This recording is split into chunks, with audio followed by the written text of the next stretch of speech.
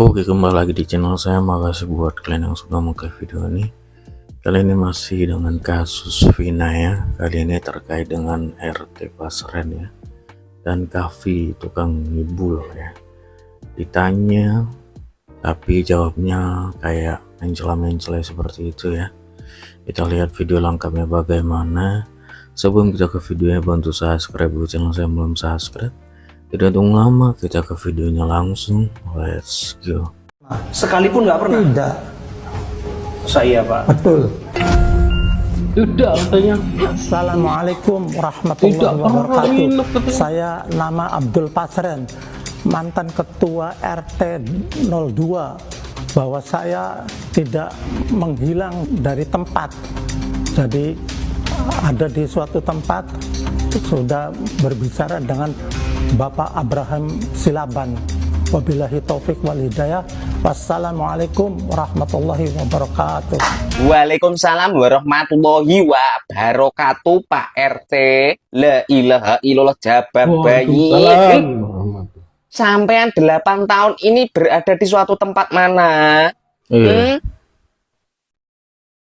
Bertapa berata agar kebal. Kebal hukum maksudnya Pak RT. Iya. Berada di suatu tempat mana? Betul. Bang 8 tahun dicariin keluarga terpidana, dicariin tetangga, yo toh, kok iso ini lo, ngumpet ngono lo, bilang ngumpet aja, segera tobat Pak RT, sampai niki sudah mendekati, yo toh, mendekati liang lahat toh, sampai niki kok yo, mending berkata jujur, yo toh. Betul. Daripada di akhir sisa umurmu membuat kebohongan, ya, kui hukumannya Pak, hukuman bukan mungkin di dunia kamu nggak akan dapatkan, tapi di akhirat kelak kamu akan menjadi, yo toh, bahan bakar dari api neraka.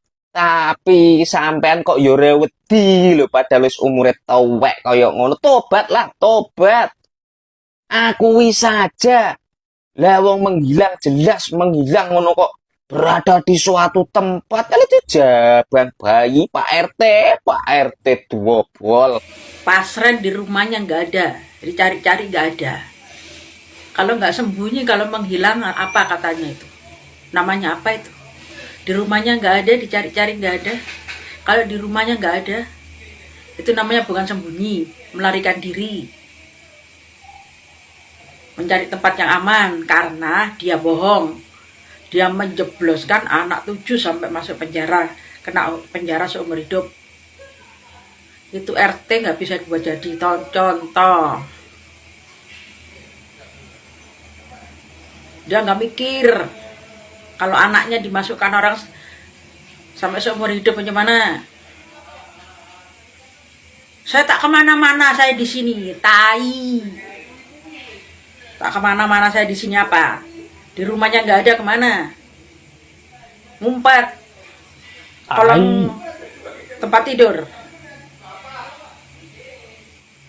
Pasren, Anda tidak pantas dipanggil Pak Pasren. Pasren saja. Bu. Pasal Anda tua tidak bisa dijadikan tua. Sekarang saja dia masih bohong. Tapi itu besok kalau bisa diketemukan sama anak 7 itu, baru mati kutu Pasren. Orang seperti itu nggak pantas disebut, dipanggil bapak, nggak pantas. Cukup dipanggil Pasren. Tak kemana-mana, saya di sini. Di sini mana? Sembunyi kan? Takut kan? Sekarang berani keluar, berani muncul, berani klarifikasi pasal ada yang dampingi. Coba keluar sendiri, berani nggak? Ayo.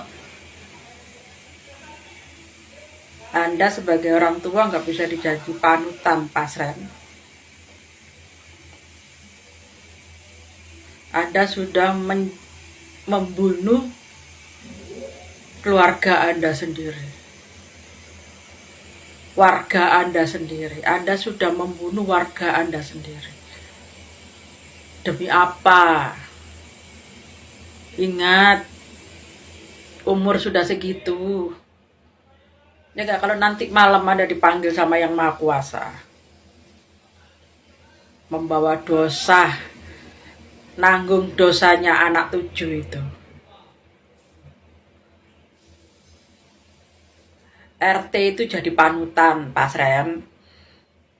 Tapi Anda tidak bisa dibuat panutan, Pak Sren. Anda malah menjerumuskan warga Anda sendiri yang tidak bersalah, tidak tahu apa-apa. Sren, Pak Sren.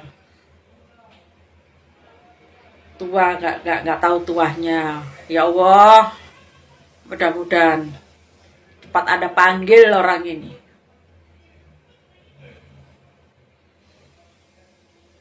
Karena dia sudah busuk,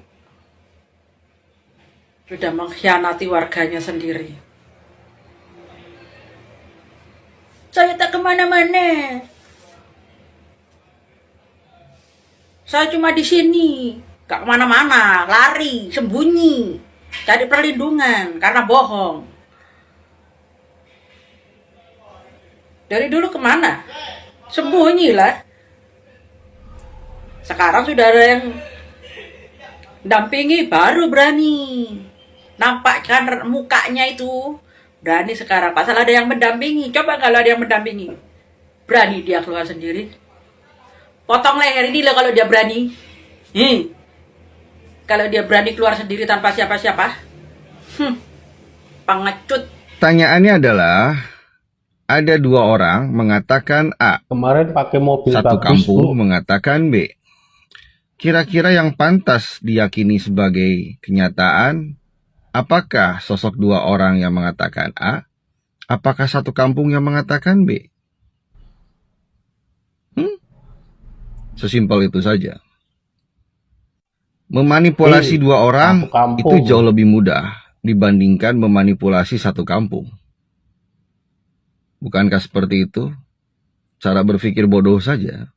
Karena rasanya tidak mungkin memanipulasi satu kampung untuk satu peristiwa yang tidak main-main. Ingat, ini 340.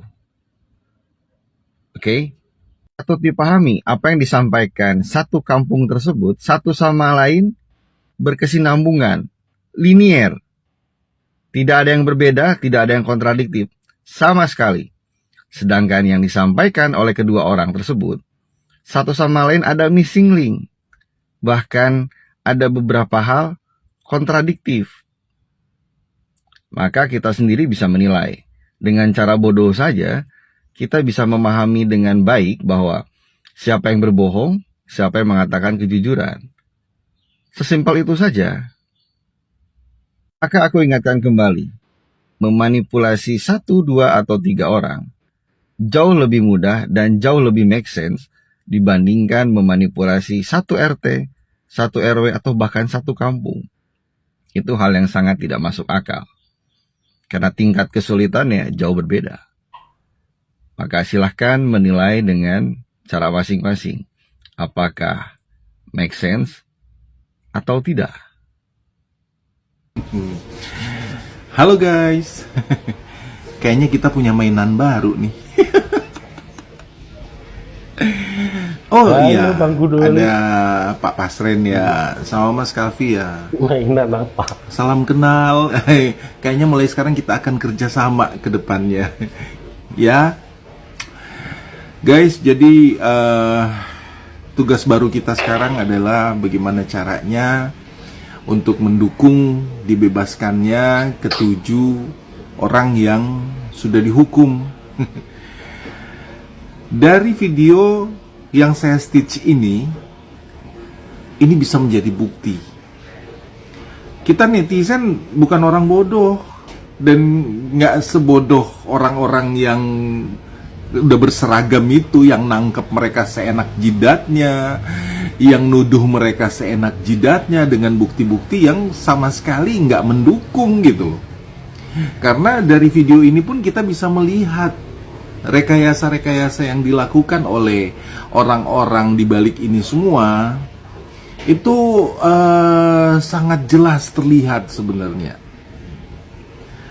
Mas Kalfi hanya untuk sebuah pertanyaan, kalau malam kejadian itu Mas Kavi ada dengan mereka di warungnya Bu Nining, kenapa Mas Kavi ragu-ragu untuk kasih tahu bahwa oh iya saya dengan mereka, oh iya saya tidak dengan mereka? Kenapa mesti kayak matur suwun, apa nuwun sewu atau apa? Tanya sama pengacara saya. Loh, yang ditanya itu Anda karena Anda yang mengalami gitu loh. Jadi pertanyaan itu untuk Anda, apakah Anda bersama mereka pada saat malam kejadian di warung Bu Nining? Kenapa Anda mesti nuwun sewu tanya pengacara saya? Lucu memang Anda semua ini. Lucu banget. Kalah lapor Pak. Jadi guys, dari tayangan video tersebut bisa kita simpan. Dan ini menjadi bukti kalau memang ternyata nantinya ke-7 orang yang sudah dihukum itu dia tidak ada progres apa-apa, itu yang salah bukan lagi Pak RT atau Mas Kavi. Pengacaranya kayak nggak tahu apa-apa, cuman diambil dari belakang warung kayaknya tuh pengacaranya. Ya, jadi aparat yang bertugas yang katanya orang intelijen yang sudah dibiayai negara untuk jadi orang yang mumpuni di bidang pengayoman, peradilan, dan perlindungan terhadap masyarakat, ini yang harus dipertanyakan. Aparat-aparat yang sudah makan uang rakyat untuk pendidikan mereka supaya jadi pinter, tapi kok nggak pinter-pinter gitu loh. Pengen ketawa mulu gue jadinya kayak gini ya. Jadi video ini kita simpan untuk bukti bahwa ke depan banyak hal-hal rancu yang sudah terjadi, yang sudah dikemukakan oleh orang-orang yang tidak bertanggung jawab ini untuk menyelamatkan diri mereka sendiri. Oke guys, siap kita? Siap. Begitu deh ya, terkait RT Pasren ya. Wah, yang selama ini menghilang tiba-tiba muncul ya kan. Terus muncul pun tidak berkata jujur ya kan. Ya ada yang disembunyi-sembunyikan. Gimana menurut kalian? Coba komen di bawah ya. Dan sampai bertemu di video saya selanjutnya. Bye.